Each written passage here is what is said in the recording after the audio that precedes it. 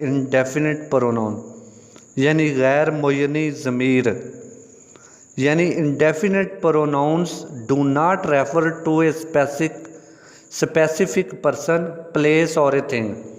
यानी indefinite pronoun जो होते हैं वो किसी ख़ास शख्स, ख़ास चीज़ या ख़ास जगह की तरफ रेफ़र नहीं करते। जैसा कि हम देखते हैं कि पर्सन, प्लेस और थिंग की हमने बात की है, तो इसमें देखते हैं कि पर्सन्स के लिए जो इंडेफिनिट प्रोनाउन होंगे वो इस्तेमाल होंगे everyone, everybody, somebody, know body.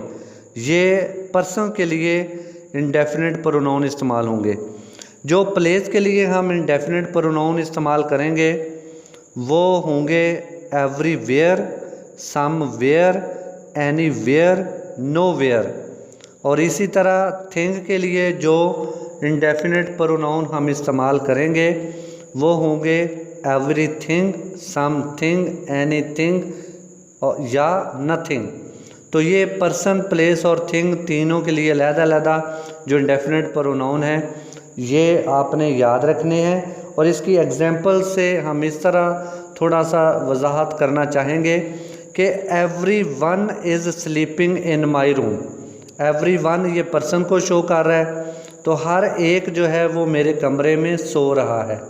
तो एवरी वन जो है वो किसी ख़ास शख्स की तरफ जो है वो रेफ़र नहीं करता, ये आम है, यानी हर शख्स की बात कर रहा है। तो इसलिए इसको इंडेफिनिट प्रोनाउन यानी गैर मुय्यनी ज़मीर कहेंगे। सेकंड में देखें, I looked everywhere for my keys. मैंने अपनी चाबियों के लिए हर जगह तलाश किया।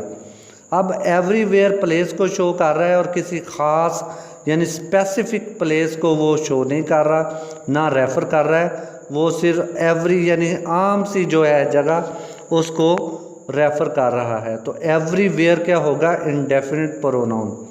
तो थर्ड में देखें, there is nothing to eat. खाने के लिए कुछ नहीं है। तो अब ये चीज़ को रेफ़र कर रहा है जो कि स्पेशल या स्पेसिफिक या पर्टिकुलर नहीं है, आम सी चीज़ है, नथिंग कुछ भी नहीं है, खाने के लिए कुछ भी नहीं है। तो यानी कि ये स्पेसिफिकेशन नहीं शो करता, ये सिर्फ आम सी चीज़ों को शो करता है। इस वजह से इसको इंडेफिनिट प्रोनाउन कहते हैं।